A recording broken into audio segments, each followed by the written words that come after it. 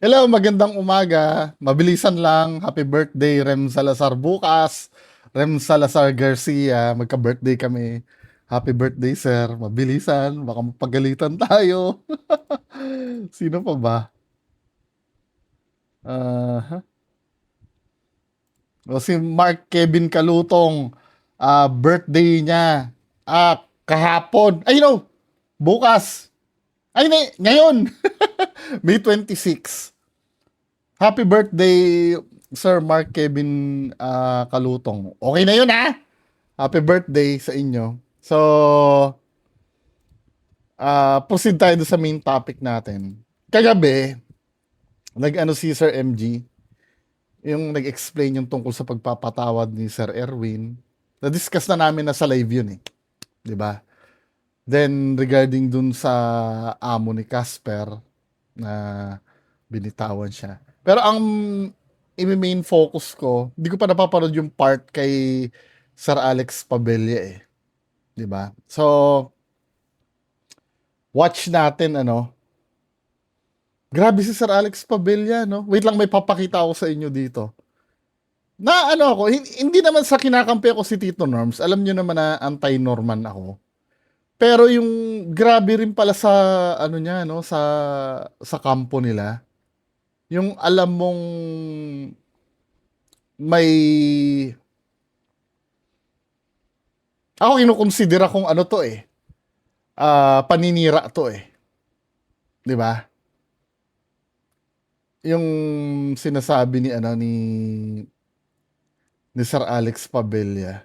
Ito oh, medyo na ano lang ako na si Tito Norms no, hangga't maaari binibuild up niya yung kaibigan niya. I know no, deep inside sa kanya, naniniwala ako na feeling niya ginagamit niya si Alex Pabella. Feeling ko lang. Alam mo naman natin, 'di ba? May pagkakataon kasi na ito eh tumitira din ito ng talikuran eh. Pero ang nakakaawa na part lang no, binibuild up niya sa public si Sir Alex Pabella.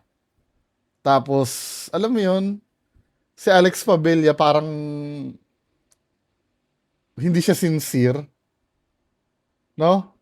Na pagka just in case na may nakausap siya sa likod, eh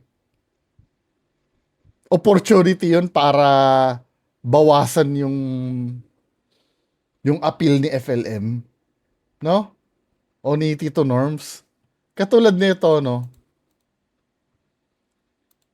Minulit ko wala akong kinakampihan sa kanila, ano? Pero nasasaktan ako eh.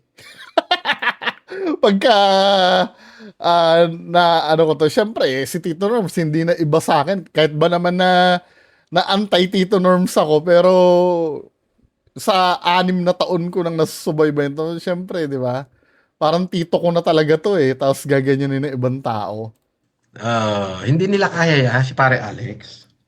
Mayaman, maraming tauhan, may political power. Tapos biglang malalaman mo, ganito, no? PLM, kaya talaga nila yon kasi si PLM unang-una, alam ko ugali ng mahina, mahina din ang dibdib noon. Bukod sa mahina ang dibdib noon, wala siyang capability o na ganun kakwan sa akin. Pangalawa, wala siyang political power. O, wala siyang political power. Hindi niya kaya. Tumakbo nga ng senador yan, naka 5 million. Di ba? Ikaw naman. Kahit pa sabihin mong binoto siya dahil sa apelyido niyang Marcos, nagawa niya pa rin eh. Di ba? Parang ano naman well, di ba? Wala, ganyan talaga eh. Mo. Nangyayari naman kasi talaga sa totoong buhay yan. Yung banatan pag nakatalikod. Feeling ko dito binabanatan ko eh. Sige, plastikin nyo na lang ang sarili nyo na ito ay hindi pagbanat kay FLM ng palihim. Kasi pinapalitaw mo na weak yung kaibigan mo, na supposed to be, kung kaibigan mo yan, ay, ano yan, malupit yan, si FLM. Malupit yan, ano yan. Ang bumoto nga dyan, 5 million eh. Di ba? Malakas ang loob niyan. Hindi mo kakayanin yan sa FLM. Dapat ganun ang banatan mo pag may kausap ka ibang tao eh. Yung pag sasabihin mo naman, hindi, nagsasabi lang naman ako ng totoo naman, no? Kung totoo, pero dapat yun sinasabi mo ng harapan sa kaibigan mo. Pre, wag mong pakita na weak ka. 'Di ba? Wag mong pakita na pinanghihinaan ka ng loob kasi lalong ah, lalakas ang loob ng mga kaaway natin. 'Di ba? Tingnan mo, panay pa ang sabi mo na si FLM, senador ka mo, 2028, di ba? Tapos, biglang babanata mo, walang political power. Contradicting eh. Hanapin ko nga yung video ni Sir Alex Pabella nun. Naalala ko yung, nung ano ka nun eh, paluwas kayong dalawa ni Junior nun. Sinasabi mo pa nun, parang senador ang tawag mo kay FLM. Di ba? Nasaan na ba yun? Yun yung naalala ko yung paluwas kayo nun eh. Anyway, hanapin nyo na lang ano. Hindi ko na makita yun eh. Yung parang bago kayo pumunta ng ano no, ng ng Tutuban. Wala, hindi ko na yata nakita. Ito yata. Wait lang, tingnan natin. Oh! Ito ba yan? Hindi yata ito. Oh, magandang hapon sa inyo. Kami ay maghapunan ngayon. Oo, sa isang sikat na restaurant dito sa Manila. Alam mo ba kung sino nag-i-invite sa akin? Ha?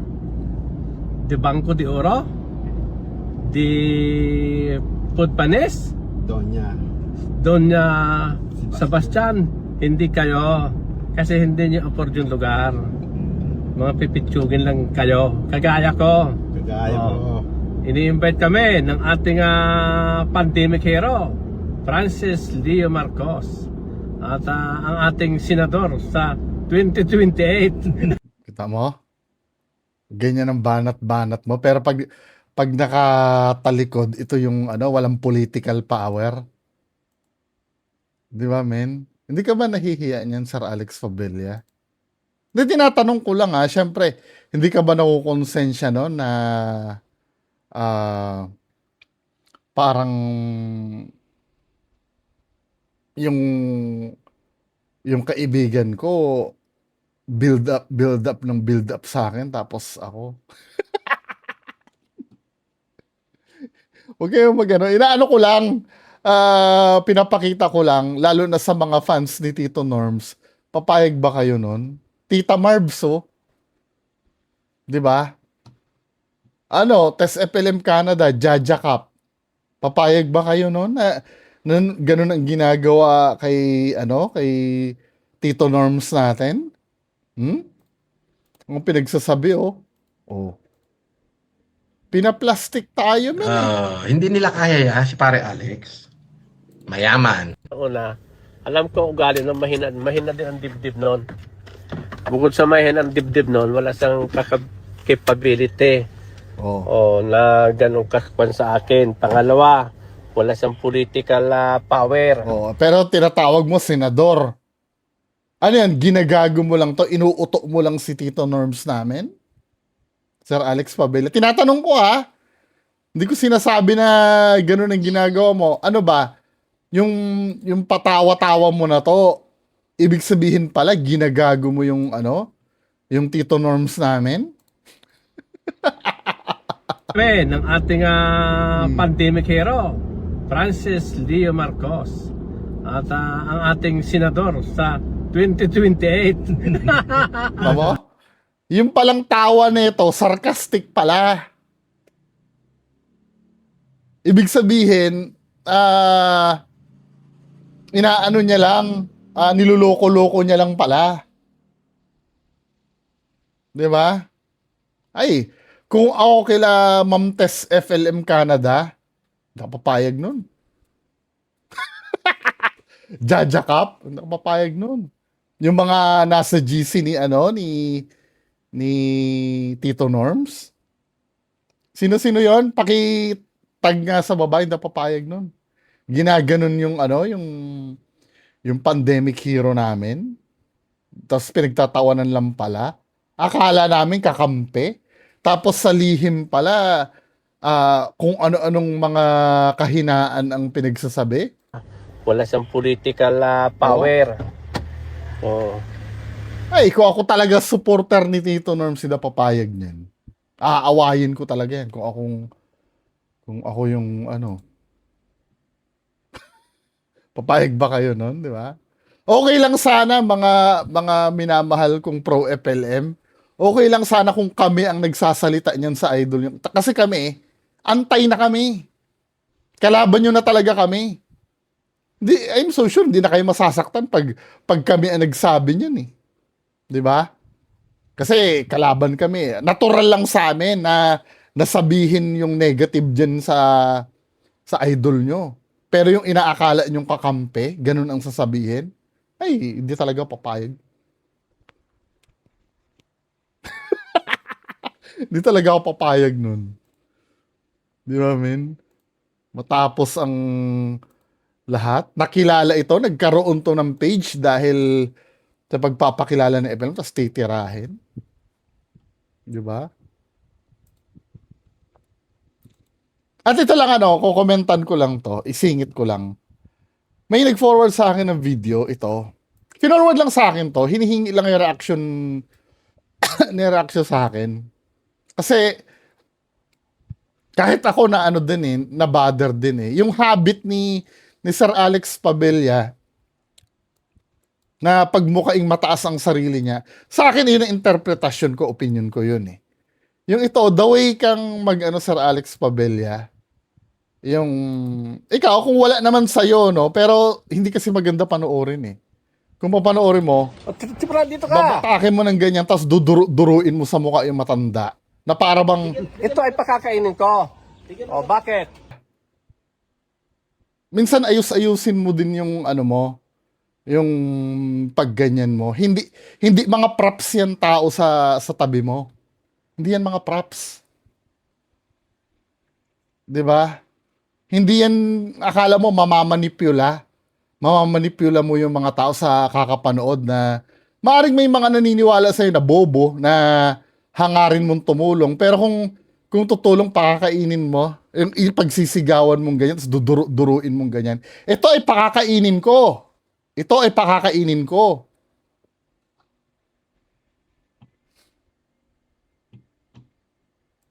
Masama naman pakiramdam, baka magkahabol ng taga. Ay maigin rin may laman ng sikmura para hindi datingin. So hero ka na niyan? Wala lang, nakakainit lang ng dugo, no? Parang ginagawa niyang yung tao, parang timawa, na parang hindi lalamon kung hindi dadaan sa kanya. Dito ka. Ito ay pakakainin ko. Ito ay pakakainin ko. Yan. Anyway, proceed tayo dun sa ikaw, bahala ka pagpatuloy mo yan, di ba? Hindi ka naman kita pigilan. Pil na pil mo yan. Hindi gawin mo ng gawin. Eventually, marami ding tao makakahalata niyan. Anyway, proceed tayo dito, no? Regarding dito sa kinontent ka ni Sir MG. Medyo maililink na natin to kay Alex. Ewan ko lang. Ito, pakinggan pa natin, mga ka-hombre ko. Sabi ko nga siya, mga daganding-ding lang yung mga yan. Daganding-ding lang yung mga yan. Daganding-ding lang yung mga yan. Inuulit ko, mga dagang ding-ding lamang kayo. Inuulit ko, mga dagang ding-ding lamang kayo. Di okay. Di Di ba? Sa totoo lang, kala mo advantage yung pagsasalita mo ng ganyan. Pumapangat ang image mo niyan, men. Di ba? Lalo na if ever, hindi mo naman inaamin na may balakan tumakbo dyan sa inyo. Di ba? Pero yung ini-establish mong image na yan, yung the way ka magsalita, balang nga araw, pag halimbawa, naisipan mong tumakbo dyan sa inyo, mai-replay yan ng kalaban mo. Kasi lumilitaw yung tunay na ugali mo eh. Pagka ikaw ay napipikon na, yun na yung panlaban mo eh.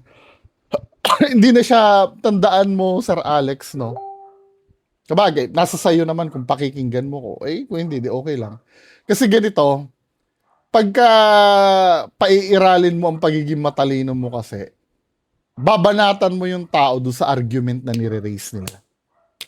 Diba? For example, sinasabi sa'yo, no, manyakis ka. Halimbawa, yun ang madalas na ipukol sa inyo eh. Manyakis ka. Didepensahan mo yun ayon dun sa sinabi nila sa'yo. For example, parang manyakis, wala naman yung ginawa ko na yon. Hindi naman pambabastos yun. Natural lang sa amin na magbiruan ng ganun. Yung bang, pag mag-aano ka, titirahin mo ayon doon sa sinabi nila sa'yo. Yun ang mamaliin mo. Pero kung ang rebat mo ay yung dagang dingding, ano pa ba yon? Magpapakita ka ng alahas, sasabihan mo ng pipitsugin, patay gutom yung kalaban mo. Hindi mo kasi na-address yung Yan ang pagkakamali ni FLM noon. Umiiwas sa main argument, gumagawa ng strawman. 'Di ba? Ba't mo ipapakita yung kayamanan mo? Hindi naman sinasabing mahirap ka. Wala naman nagsasabing ganon. Tapos 'di ba? Hindi mo nahihit yung mismong concern kasi. Anyway, pagpatuloy natin 'to. Wow. Aba! Naglabas ng napakatinding statement nito. Dapat to, mga kahombre ko, ilalagay nyo to sa t-shirt. Bebenta talaga to. Kailangan naman pakalapin niya yung usapan na yan. Walang problema sa akin yan. That is my favor to me. That is my favor to me. Isa kang malaking tukmol. Meron hong malapit-lapit na salita si Norman dito, mga kahombre ko. I-play mo yan. Ano nga ba yan? This final... Ano mo yan? Ilagay mo yan. This will be your final warning to me. Final warning to me.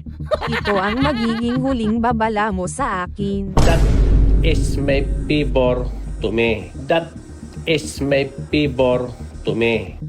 Yan ang favor ko sa akin. Grabe, no?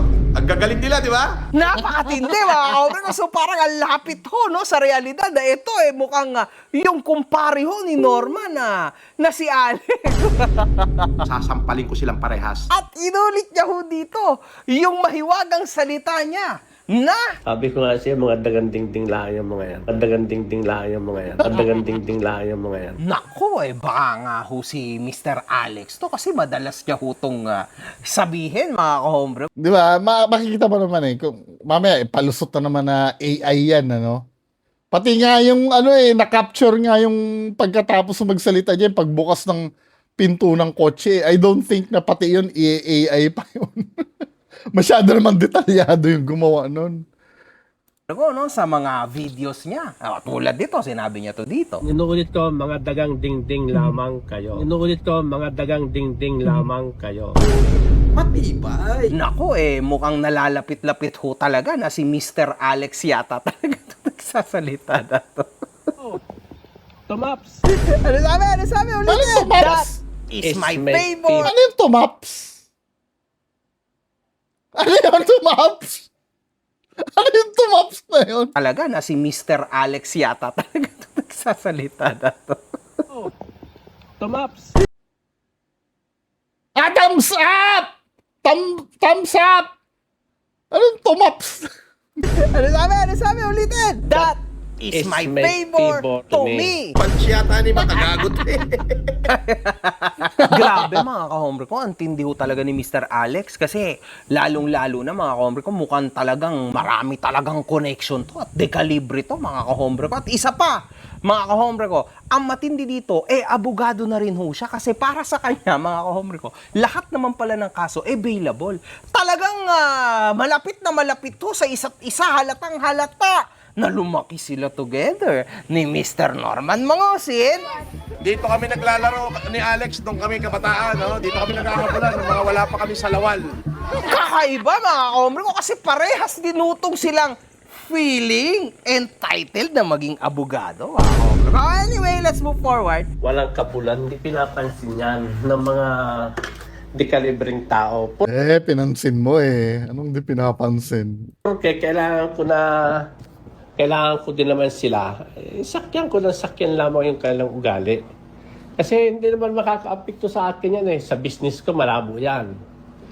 Hindi makaka-apekto yan. Ay, ako, For now. kumikita ako ng daan-daan libo araw-araw, sila. Abo! Daan libo Grabe, araw-araw? hundreds of thousands, ha? Kada araw ang kita. Kaya pala naman ang kotse mo eto lang. Pero sige, Mr. Alex, kung sa tingin mo, ang talagang kinikita mo, daan-daan libo per day, di ikaw nang mayaman. Di ba? Hindi. Wala namang problema. Baka ibig niya sabihin, 100,000 yung benta. Kaya lang, doon sa benta kasi na yun, hindi naman lahat yun sa'yo eh. Di ba? Kasama doon yung puhunan kasi. Ganun pag negosyante, syempre akala mo, end of the day, ang laki ng benta, no? Gross yun eh. Mr. Alex Fabela. Pero ito, Alex, ha, suggestion ko sa'yo. Huwag na huwag kang mangmamaliit ng mga tao. Oo. Kasi tandaan mo, ganyan din ang mga naging pagkakamali ni Norman Gusgusin. correct. Madalas niya nga akong tawaging. Yung uhuging vlogger na si Makagago. Diba? Pero anong nangyari? Ako ho ang unang nagsampa ng kaso sa kanya. Oo. Ako ang unang nagsampa. Papayag ka ba nun, Sir Alex Pabella? Nang dahil dyan sa kagagawan mong yan, nananahimik ka doon, ang ganda ng ano mo, ang ganda ng position mo sa Marinduque, daan-daang libo ang kinikita mo araw-araw, tapos biglang papasok ka sa ganun. Ano yung pangangailangan mo na mag-social media? Di ba? Well, kalayaan mo naman yun, ano? Kaya lang, tinatanong ko lang. Di ba? Anong layunin mo dito? Di ba? Ako unang nawaran. Huwag ka masyadong feeling strong. Kasi, paring Alex, lahat ng katiwalian, kasamaan sa mundong ito sa huli ay umaalingasaw. Lalong-lalo na Nakapatay. at ang iyong kalaban ay desidido. Baka lang. Ay, di ka sure ha? Hindi ka pa nga siguro nakakatapat ng tamang tao. Pero once na makatapat ka ng tamang tao, kahit ano ka pa, kahit sino ka pa, wasak kung wasak. Durog kung durog. Kahit ano pa mang connection ang Ilalagay mo sa peligro yung ano, yung negosyo mo. Well, I don't know kung mako-consider mong katalino man yun. nagsasasabi mo. Tandaan mo, Alex, ang mga politiko na madalas mong ipagyabang, once na nalagay ka sa spotlight, hindi ka na niyan kilala. Oh, totoo. Hindi sila kasi pangangalagaan nila yung image, lalo na kung pangit pa yung pagkakasangkot mo. 'Di ba? Hindi 'di bali sana kung yung away na yan hindi naka-expose sa social media eh. For example, nakabungguan mo lang sa kalye, 'di ba? Ito kasi sagutan to sa social media eh. At na-expose kami eh. Hindi sisirain ng politiko yung pangalan nila para iligtas ka. Mag-isa mo lang ding haharapin ang mga problema mo. Ask me about it. Kasi marami akong alam dyan. Para makita nyo na yung tunay niyang hinahanap. So dito, mga kahombre ko, mukhang sinisiraan niya na si Norman. Oo nga. PLM, kaya talaga nila yun. Kasi si PLM, unang-una, alam ko ugali ng mahina din ang dibdib noon. Bukod sa mahina ang dibdib noon, wala siyang capability na ganun kakpan sa akin. Pangalawa, wala siyang political power. Wala siyang political power. Hindi niya kaya. Aba, mga kahombre ko, wala naman palang kwenta si Norman as per Alex, no? Kasi mahina lang palang dibdib nito at wala siyang political power katulad niya. So in short, mga kahombre ko, ang pilitong pinababati dito ni Alex ay kapag nasa politika ka o meron kang koneksyon sa politics, malakas na tao ka. Ganun ho yun. So ibig sabihin, para kay Alex, para sa mentalidad ni Alex, Nag-name drop na nga yan eh. Yung kasosyo niya daw yung mayor doon sa kanila. kapag Diba? nasa power ka, malakas ka. Lahat pwede mong gawin. Aba, ang galing ni Alex. Palakpakan ang putang inang yan. Galing. That is my favor to me. Right? Alex, natin. the best ka. Power ako. Di ba? Oh my God, man. Gusto ko yan. Boss Alex, message mo ako ha. Malay mo, tayo na palang dalawa para sa isa't isa. Total naman, meron kang political power. Tumaps. Wala yan si Matagago. Tomaps! Wala yung mga baser na yan. Kahit yan si Tomaps! Podgenius, wala yan. Kahit magpisan-pisan yan. Kahit magsanib pursa yung mga yan. Hindi ko urungan yan. Walang demandahan. Sige, kahit anong pambabas ang gawin nila. Wala lang, hindi ko dinadami ang kanilang mga anak, ang kanilang pamilya. Kaya kong ipatrace yan, pira lang katapat niyan, kaya kong hanapin kung sino yan. Mga tao na, hindi ko lang ginaganimitan. Kasi, pag may dinimanda ko dyan, madadala yan, hindi na mag-post yan, hindi na yan mag-comment, mawalan ako ng mga viewers. So, views talaga habol na Mga ito. Ano? pipitsugin lang yan, mga danganding-ding lang yan. Puro lahat yan, hindi ko kalibel. Ah! Wala yan. Hindi natin, yung mga ganyan tao, hindi natin dapat katakutan yan. Ganon. Pwede mo naman dapat talaga kami katakutan kasi end of the day, sino ba naman kami? Mga dagang dingding lang naman kami. Bakit ka nagre-react ng ganyan? Hindi naman pala dapat kami katakutan eh. Di ba? O ako, wala naman palang kwenta yung yaman ko, sabi mo. Di, dapat di mo na lang ako pinapansin. Ang tunay na mayaman ay hindi na kinakailangang mag-flex pa.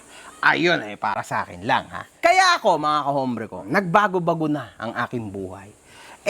Tumumal na rin ang pagpe-flex ko kasi marami na akong Anyway, panoorin nyo ng, ng buo. Meron pa bang interesting na sinabi dito? Tingnan natin. Yung pinagsasabi dito. 30 taon na nakakaraan. Ako po yung naging pasensyoso. So, ito yung sinasabi na NPA siya, no? Mga tropa din ng mga katrupa ko yan. at ganyang kaduwag ang BIR sa'yo. Punta kayo sa BIR, i-report ninyo ako. Gusto naming malaman yan, Boss Alex. Normal lang siguro yan. Being a Filipino, kailangan ng accountability na tinatawag. Hindi pagsusumbong yan, Boss Alex. Ang tawag dyan ay bigyan ng Ay, sa BIR, masyadong technical na yan. Diba? Anyway, kung gusto niyo mapanood ng buo yung video ni Sir MG, punta kayo doon sa channel niya. No? So, yan lang naman pag-uusapan natin ngayon. Magandang umaga sa inyo lahat. Bye-bye.